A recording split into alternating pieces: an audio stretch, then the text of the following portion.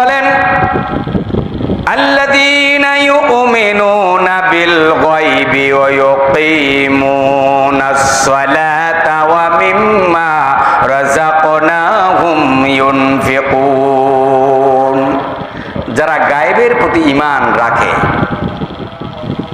গায়বের প্রতি ঈমান আনে, সালাত কায়েম করে এবং তাদেরকে যে রিজিক আমি আল্লাহ তাআলা দিয়েছি তা থেকে তারা ব্যয় করে, তারা সফল কাম। সুবহানাল্লাহ।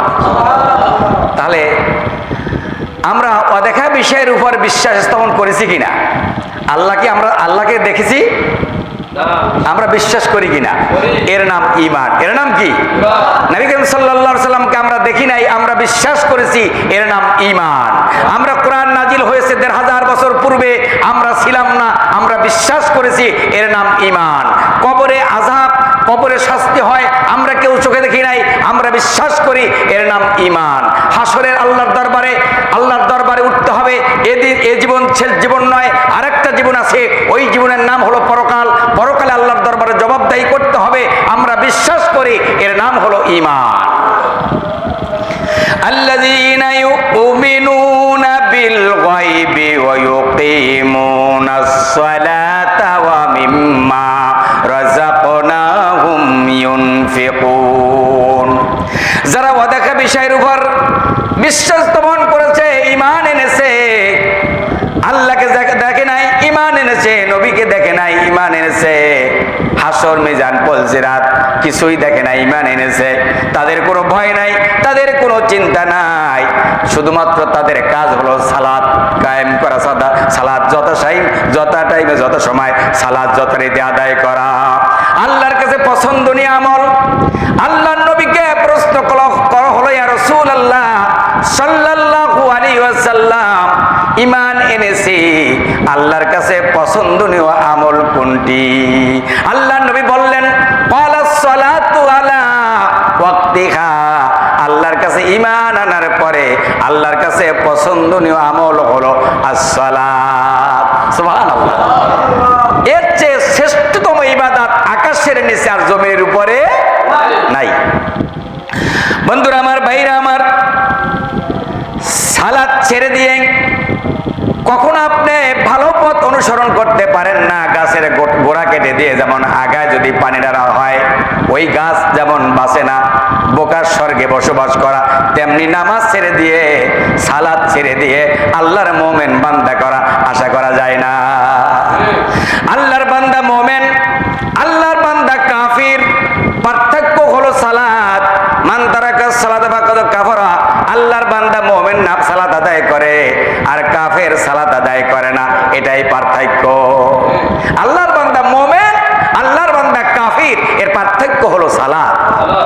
বন্ধুরা আমার, বাইরা আমার, বাইনাল হাবদি ওয়া বাইনাল কুফরি তারকুস সালাত। আল্লাহর বান্দা যথারীতি যথা টাইম সময় মতো সালাত আদায় করে নিবে। ইনকেস যদি জামাতে সালাত আদায় করতে পারলো না, সফরের হালতে অথবা অন্য কোনো সমস্যার কারণে সে যখনই সময় পাবে, আল্লাহর বান্দা মুমিন সালাত আদায় করে নিবে। এটাই হলো মুমিনের পরিচয়। মুমিনেরাই হলো সফল কাম। মুমিনেরা কি সফল কাম? সেজন্য আল্লাহ রাব্বুল আলামিন বলেন, আকিমুস সালাতা ওয়া আতুজ যাকাতা ওয়ারকাউ মা'আর রাকিঈন। আর তোমরা সালাত কায়েম করো, যাকাত প্রদান করো, রুকুকারীদের সাথে তোমরা রুকু করো। এর মানে হলো যারা সালাত আদায় করে তাদের সাথে শামিল হয়ে যাও, যারা সালাত আদায় করে তাদের মধ্যে শামিল হয়ে যাও, যারা যাকাত দেয় তাদের পথ অনুসরণ করো, যারা রুকু করে ওই রুকুকারীদের সাথে তোমরাও শামিল হয়ে যাও। সুবহানাল্লাহ। এই সালাতের একটা আলাদা টেস্ট, একটি মজা আছে। অনেকে দেখবেন সালাত আদায় করে কিন্তু মন স্থিতিশীল না, মানে নামাজ ওই পরে আর কি, দুইটা সেজদা দিয়ে উঠে উঠে দৌড় না। সালাত আদায় করবেন, আপনি আল্লাহ একটা কথা মনে রাখবেন যে আপনি আল্লাহর সামনে দাঁড়িয়েছেন। দুনিয়ার কোনো প্রেসিডেন্ট, প্রধানমন্ত্রী, দুনিয়ার কোনো বাহিনীর প্রধানের কাছে নয়, আপনি স্বয়ং কার সামনে দাঁড়াইছে? তাহলে আল্লাহর সামনে দাঁড়িয়ে দুনিয়ার সাধারণ মানুষ, সাধারণ অল্প সময়ের ক্ষমতা একজন ডিসি মহোদয়ের সামনে যখন দাঁড়ায় যান, আপনি আপনার শরীর কেমন ভাবে আপনি গুটিয়ে রাখেন, না জানি তার সাথে বেয়াদবি হয়ে যায়। একটা কাশি আসলে জোরে কাশি দেওয়া যায় না। একজন মানুষকে আপনি খুশি করার জন্য, দুনিয়ার একজন মন্ত্রী, মিনিস্টার, এমপি মহোদয়কে খুশি করার জন্য তার সামনে দাঁড়ায় যান, এতিমের মতন, ভিক্ষুকের মতো আপনি কথা বলেন না। কথা বলার একটু সুযোগ যদি পান আপনি, আপনার মন ভরা কত, আপনার কত আশা, কিন্তু আপনি তাকে দেখেন বন্ধু, আল্লাহর সামনে দাঁড়িয়েছেন। এই দুনিয়ার রাজাদিরাজ, এও জগৎ পরজগতের মালিক, যিনি আল্লাহ দুনিয়ার এই সৃষ্টি জগৎকে যিনি আল্লাহ সৃষ্টি করেছেন, ওই আল্লাহর সামনে আপনি দাঁড়িয়েছেন। আল্লাহর সামনে দাঁড়িয়ে ঘড়ির টাইম দেখা যায় না। আপনি ঘড়ির দিকে তাকাই থাকবেন, আপনি এদিকে সেদিকে দিকে তাকাইবেন না। সালাতের যে খুশু খুশু যেটা, এটা থাকবে না, এবং নামাজের যে বিনয় যেটা, এটাও থাকবে। আপনার সকল ব্যস্ত থাকবেন সালাতে। আল্লাহ নবী জনাব বিশ্ব নবী মুহাম্মাদুর রাসূলুল্লাহ সাল্লাল্লাহু আলাইহি ওয়াসাল্লাম সালাতে এমন ভাবে দাঁড়িয়েছেন, দুনিয়ার কোনো চিন্তা নাই, দুনিয়ার কোনো ফিকির নাই। আল্লাহর সাথে মোলাকাত হচ্ছে, আল্লাহর সাথে কথা হচ্ছে। আপনি যখন বললেন আলহামদুলিল্লাহি রাব্বিল আলামিন, আল্লাহ জবাব দিচ্ছেন, বান্দা তুমি আমার প্রশংসা করছো, আমার প্রশংসা করেছো, এর প্রতিদান তোমাকে কি দিব? বন্ধুরা আমার, ভাইরা আমার, আমরা বললাম আলহামদুলিল্লাহি রাব্বিল আলামিন আর রহমানির রহিম মালিক ইয়াউমিদ্দিন। এই কথাগুলির ব্যাখ্যা বিশ্লেষণ যদি করে দেখেন, প্রশংসা যখন আল্লাহ করতে যান, আল্লাহর তরফ থেকে আপনার জবাব আসতেছে, হয়তো ওই জবাব আপনি শুনেন না। এই মরজগতে শোনা, এই দুনিয়ার জগতে শোনাও সম্ভব নয়। তবে আল্লাহর সামনে দাঁড়িয়েছেন, আল্লাহ পাকের সামনে দাঁড়িয়ে, দুনিয়ার সাধারণ মানুষের সামনে দাঁড়িয়ে আপনি লড়াচড়া করেন না। আর আল্লাহর সামনে দাঁড়িয়ে আপনার কতটা বিনয়ী হওয়া দরকার, ঠিক কিনা? আল্লাহর সামনে আপনি দাঁড়িয়েছেন, আল্লাহর সামনে দাঁড়িয়ে কিভাবে সালাত আদায় করা দরকার, কেমন ভাবে রুকু করা দরকার, কেমনি ভাবে সেজদা করা দরকার। ঠিকঠাক দুইটা সেজদা দিয়ে উঠে দৌড় দেবেন, হবে না ভাই। আপনি সালাতের মাধ্যমে যা সমস্যা দুনিয়াতে আছে, এই সমস্যার সমাধান একমাত্র সালাতের মাধ্যমে হতে পারে। আল্লাহর দরবারে যখন আল্লাহকে রুকুতে যখন যাবেন, আল্লাহকে অধিক পরিমাণ ডাকেন। সেজদায় যখন যাবেন, আল্লাহকে অধিক পরিমাণ আল্লাহকে ডাকেন। দুই সেজদার মাঝখানেও আল্লাহকে ডাকেন। সেদিন আল্লাহ বলেন, বান্দা সালাতের মাধ্যমে আল্লাহকে তুই ডাক দিতে দেরি, আমি আল্লাহ তোর ডাক শুনতে দেরি করি না। কি আমার আল্লাহ, কেমন এক আল্লাহ! বন্ধুরা আমার, বাইরে আমার, আল্লাহ রাব্বুল আলামিন আবারও বলেন, ওয়াস্তাঈনু বিস-সাবরি ওয়াস-সালাহ ওয়া ইন্নাহা লাকাবীরাতুন ইল্লা আলাল খাশিন।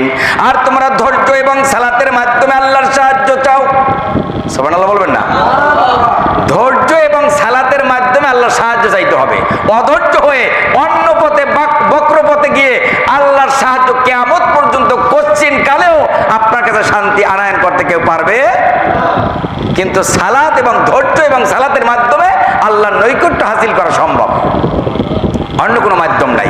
বন্ধুরা আমার, বাইরে আমার, ওয়াস্তাঈনু বিস-সাবরি ওয়াস-সালাহ ওয়া ইন্নাহা লাকাবীরাতুন ইল্লা আলাল খাশিঈন।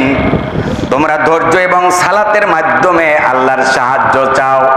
ধৈর্য তোমার থাকবে, বিপদ আসবে, তোমার মুসিবত তোমার উপর আসবে। এ কথা তুমি বলো না, আমি দান খয়রাত দেই, আমি যাকাত দেই, আমি ইবাদত বন্দি করি, সালাত আদায় করি, আল্লাহ কেন আমাকে পাইলো? দুনিয়াতে আল্লাহ আর কি কাউকে পাইলো না? তাকে এই কঠিন আযাব দেওয়ার জন্য। কত মানুষ জীবনে দেখলাম, তারা সালাত আদায় করে না, রমজান মাসে রোজা রাখে না, 1 টাকা যাকাত দেয় না, যাকাত ফিতরা দেয় না, মানুষেরকে সাহায্য সহযোগিতা করে না। ওই লোকগুলা তো ভালো আছে। এ কথা বলা মানে হলো নিজের ইমানকে দুর্বলতা প্রকাশ করা। আল্লাহ বিপদ মুসিবত মুমিনদের কি দিবেন? এজন্য আল্লাহ বলেছেন, আহাসিবান নাসু আইয়ুতরাকু আইয়াকুলু আমান্না ওয়া হুম লা ইউফতানুন। তোমরা কি ভেবেছো ঈমান এনেছি এই কথা বলে তোমরা বিনা পরীক্ষায় জান্নাতে তোমরা প্রবেশ করবে। আমি কি তোমাদের পরীক্ষা করব না? তোমাদের জানের উপরে করব না? তোমাদের মালের উপরে করব না? তোমার সন্তান সন্ততি, তোমাদের ফসল ইত্যাদি আমি বিভিন্ন সময় তোমাদেরকে মুমিনদেরকে আমি আল্লাহ পরীক্ষা করে থাকি। বিনা পরীক্ষায় কেউ জান্নাতে প্রবেশ করতে পারবে না। রোগ হয়, আমাদের সর্দি জ্বর হয়, আমাদের জ্বর হয়, আমাদের ছোট করে রোগ হয়, আমরা অধৈর্য হয়ে যাই না? হয় কি না? হয় না? বন্ধুরা আমার, বাইরে আমার, সবর কাকে বলেন একটু তাকায় দেখেন। আল্লাহর নবী আইয়ুব আলাইহিস সালামের রোগ হলো একটা দুইটা দিন নয়, 18টি বছর পর্যন্ত তিনি রোগে ভুগলেন। গায়ের চামড়া পচে গিয়েছে, মাংসগুলি খসে গিয়েছে, হাড়গুলা বেরিয়ে গিয়েছে, শরীর সব ঝাঁঝরা হয়ে গিয়েছে। একদিনের জন্য তিনি বলেন নাই, আল্লাহ আপনার পয়গাম্বার আইয়ুবকে কি আপনি দেখেন না? আপনার কি চোখ নাই? আপনার কি কান নাই? আপনি কি শোনেন না? আপনি কি আমার এই দুর্দশা, রোগে আক্রান্ত, জর্জরিত জীবন, আপনি আইয়ুব সম্পর্কে আপনি খবর রাখেন না? এমন কথাও তিনি বলেন নাই। শুধু একটা কথা আপনাদেরকে বক্তব্যের মাঝে শুধু একটি ছোট্ট একটা কথা বলে দেই। ঈদের দিন সচরাচর ঈদের দিন ভিক্ষুকেরাও ভিক্ষা করে খুব কম। এখন ঈদগাহে গেট হলো দুইটা। কয়টা? দুইটা গেট। দুইটা গেট দিয়ে, এক গেট দিয়ে ঢুকতেছে আর এক গেট দিয়ে বের হইতেছে। এখন বাহির হইতেছে যে একজন ভিক্ষুক অন্ধ মানুষ, চোখে দেখে না। এখন ওই ঈদগাহের খুঁটি ধরে দাঁড়ানো আছে আর বলতেছে, ভাইরা আসসালামু আলাইকুম ওয়া রাহমাতুল্লাহ, আপনারা কত মানুষ আজকে ঈদগাহে আসলেন? আর আমি অন্ধ মানুষ, আমি চোখেও দেখি না, আমি কানেও তেমন শুনি না, তবে একজন অন্ধ মানুষ এতটুকু কথা বলতেছে। আর তার চেহারা সুরাতে এবং তার ভাবভঙ্গিতে বোঝা যায় সে একজন ভিক্ষুক মানুষ। এখন বলেন তো দেই, সাধারণ মানুষের সাধারণ জ্ঞান দিয়ে যদি বুঝতে পারে যে এই লোকটার মনে অনেক ব্যথা, অনেক কষ্ট, তাকে কিছু সাহায্য করা দরকার, তা সাহায্য করবে কিনা? করবে না? যে এই মানুষটা তো অন্ধ, চোখে দেখে না, ঈদের দিন যা আছে পকেটে তা কিছু না কিছু তাকে সাহায্য করে। সাধারণ মানুষের এই সাধারণ জ্ঞান দিয়ে যদি একজন অন্ধর মনের কল্পনা, মনের ভাষণা, অন্তরে যা লুকিয়ে রয়েছে, এরা যদি সাধারণ মানুষ যদি বুঝতে পারে, আল্লাহ রাব্বুল আলামিন এই কুল কায়নাত আল্লাহ সৃষ্টি করেছেন, আপনার আমার অন্তরের খবর সবচাইতে বেশি জানেন কে? সবচেয়ে বেশি জানেন কে? আইয়ুব আলাইহিস সালাম রোগে ভুগলেন, তিনি লম্বা মোনাজাত দেন নাই, শুধু বললেন ও আইয়ুব ইয নাদা রাব্বাহু আন্নী মাসসানিয়াদ দুররু ওয়া আনতা আরহামুর রাহিমিন। আইয়ুবকে আমি পরীক্ষা করলাম, তিনি শব্দ বলেন নাই, তিনি কোনোদিন বলেন নাই আল্লাহ আমি একজন আপনার পয়গাম্বার, আমাকে কেন রোগ দিলেন? গ্রামের কিছু ভাষা আছে, গ্রামের কিছু মূর্খ মানুষ আছে, কারো উপরে যখন কোনো বিপদ দেখে, কোনো তার সন্তান সন্ততির উপরে, নিজের উপরে, তখন কয়েক পাপাচারি কম করে নাই, আছে না নাই? অনেকে বলে এটা তার কিছু করবো না, বাইরে অনেকে পরীক্ষা করে। আল্লাহ তাআলা বিভিন্নভাবে কি করে? পরীক্ষা করে। বন্ধুরা আমার, বাইরে আমার, আল্লাহ নবী জনাবি বিশ্ব নবী মুহাম্মদুর রাসূলুল্লাহ সাল্লাল্লাহু আলাইহি সাল্লাম, তার 4টা সন্তান ছিলেন, 4টা সন্তান মারা গিয়েছেন। প্রিয়তমা স্ত্রী দুনিয়াতে নাই, খাদিজা নাই, আবু তালেব দুনিয়াতে নাই, প্রিয় দাদা আব্দুল মুত্তালিব দুনিয়াতে নাই, সব দুনিয়া থেকে চলে গেলেন, সন্তানগুলি মারা গেলেন। কাফেররা বললেন নবী তো নির্বংশ, তার কোনো অস্তিত্বই থাকবে না। সন্তানগুলি মারা গিয়েছেন, আবুল কাসেম মারা গিয়েছেন, আব্দুল্লাহ মারা গিয়েছেন, ইব্রাহিম মারা গিয়েছেন, 4 সন্তান মারা গিয়েছে, তার শক্তিও কমে গিয়েছে। আল্লাহ পাক বলে দিলেন, হাবিব আপনাকে নির্বংশ বলে। সূরা কাউসার পড়েন না? এর শেষে শব্দ আছে ইন্না শানিয়াকা হুয়াল, অর্থাৎ নির্বংশ। নবীকে কি বলতো? নির্বংশ। আর আল্লাহ তাআলা বলেছেন নবী আপনাকে যারা নির্বংশ বলে, বরঞ্চ তারাই নির্বংশ, ওরা তা জানে না। বন্ধুরা আমার, বাইরে আমার, এটা হলো সবর। বিপদ আসছে, মুসিবত আসছে, ওই বিপদের সময় যদি ধৈর্য ধারণ ধরতে পারেন, ধৈর্য ধরতে পারেন, আল্লাহর কাছে আপনি কামিয়াবি হবেন। যেমন নবীর 4টা সন্তান মারা গিয়েছেন, বাইতুল্লাহর নিকটে দাঁড়িয়ে, কাবার হাতিমে দাঁড়িয়ে নবীজি চোখ মুছতেছিলেন, অশ্রু ঝরতেছিল। আল্লাহর নবীর সাহাবী বলেন, ইয়া রাসূলুল্লাহ সাল্লাল্লাহু আলাইহি ওয়াসাল্লাম, আপনি আপনি কেন কাঁদতেছেন, চোখ থেকে পানি পড়তেছে? আল্লাহর নবী বলেন, আমি তো কাঁদি না, আমার অন্তর কাঁদে। প্রিয়তমা স্ত্রী নাই, সাহাবীদের উপরে একের পর এক জুলুম অত্যাচার, স্টিম রোলার চলতেছে। নবীজি আল্লাহর পথ থেকে এক চুল পরিমাণ আল্লাহর রাস্তা থেকে দূরে সরে যান নাই। সবর, প্রত্যেকটা কাজে আপনার ধৈর্য, আপনার সবর থাকতে, বিপদ মুসিবত যাই আসুক আল্লাহর পথ থেকে এক চুল পরিমাণও দূরে সরে যাওয়া যাবে না। বন্ধুরা আমার, ভাইরা আমার,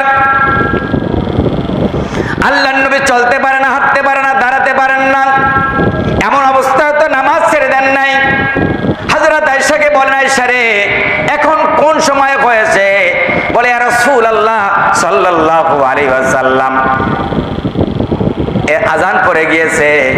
নবীজি দুজন সাহাবীর কাঁধে ভর করে, হযরত ওমর রাদিয়াল্লাহু তাআলা আনহু, আবু বকর রাদিয়াল্লাহু তাআলা আনহুর কাঁধে ভর করে মসজিদে চলে গেলেন।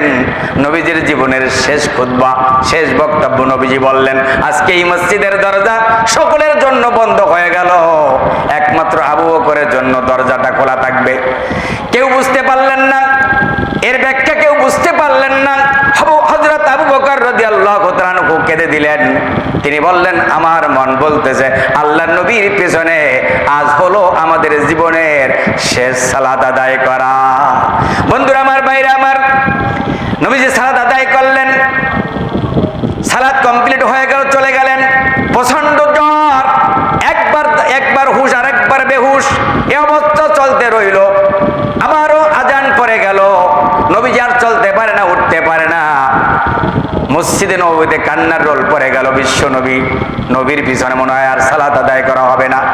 বন্ধুরা আমার, ভাইরা আমার, হযরত আবু বকর সালাতে দাঁড়িয়েছেন, সমস্ত সাহাবীরা কান্নারত অবস্থায় সালাতে দাঁড়িয়েছেন। মসজিদে নববীতে কান্নার রোল পড়ে গেল। আল্লাহর নবী বলেন, আয়েশা রে, এখন কোন সময়? বলে, হুজুর, এখন তো এশার সালাতের সময় হয়েছে।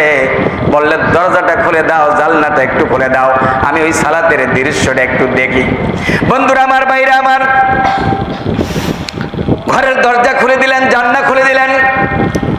মসজিদের সালাতের দৃশ্য দেখে নবীর চক্ষু থেকে অশ্রু পানি ঝরতেছেন। আম্মা জান আয়েশা সিদ্দিকা রাদিয়াল্লাহু তাআলা আনহা বলেন, ইয়া রাসূলুল্লাহ সাল্লাল্লাহু আলাইহি ওয়াসাল্লাম, আপনি এই সালাতের দৃশ্য দেখে কেন বিশ্ব নবীর চোখ থেকে কেন অশ্রু পানি ঝরতেছে কিছুই বুঝতে পারলাম না।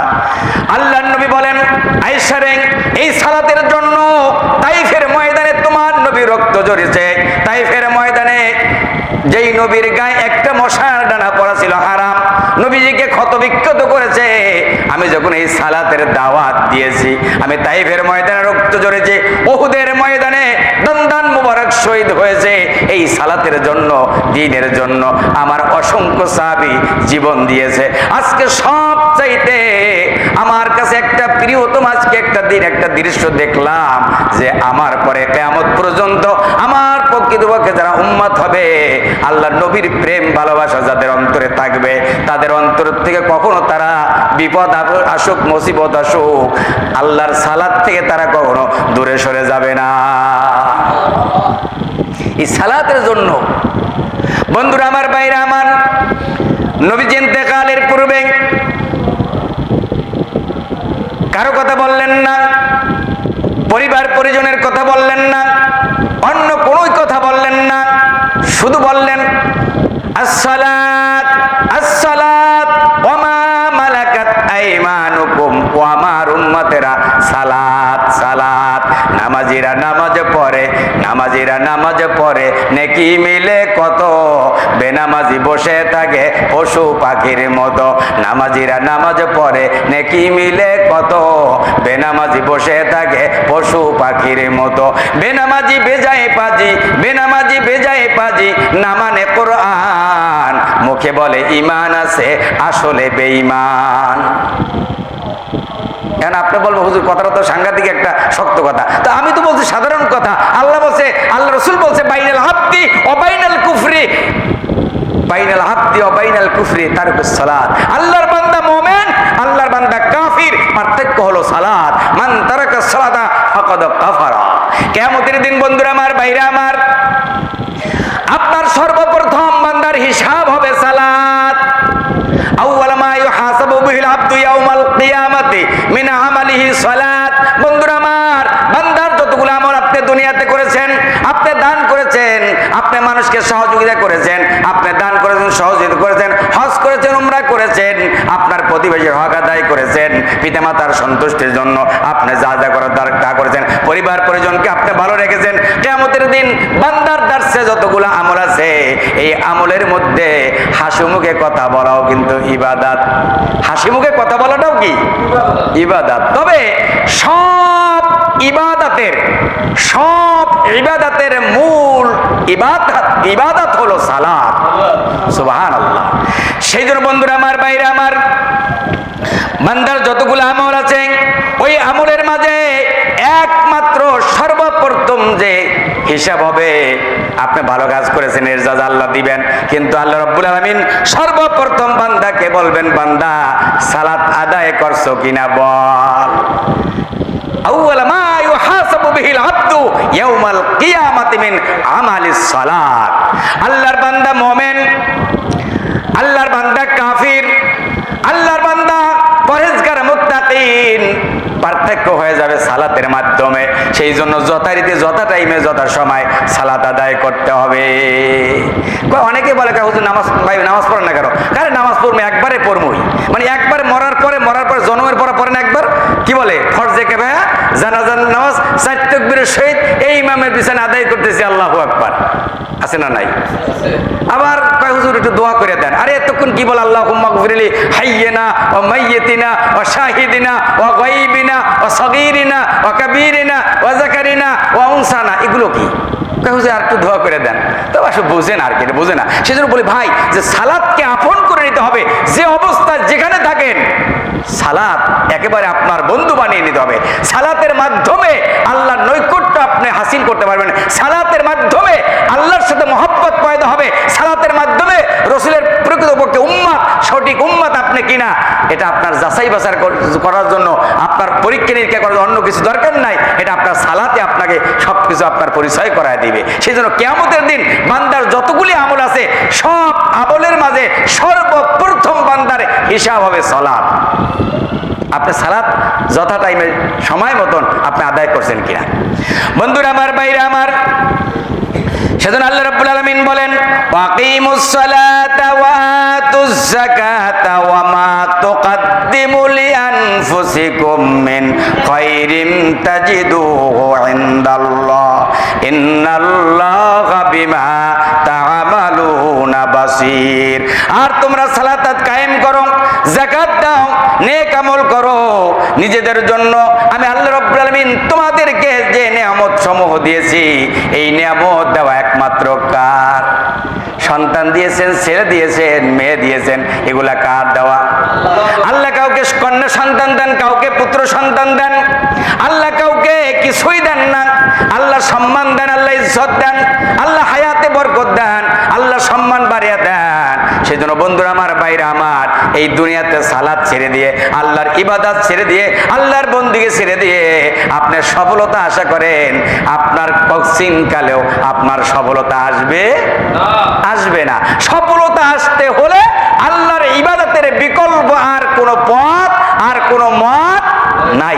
এজন্য আল্লাহর ইবাদত ছাড়া অন্যথা পৃথিবীর আল্লাহর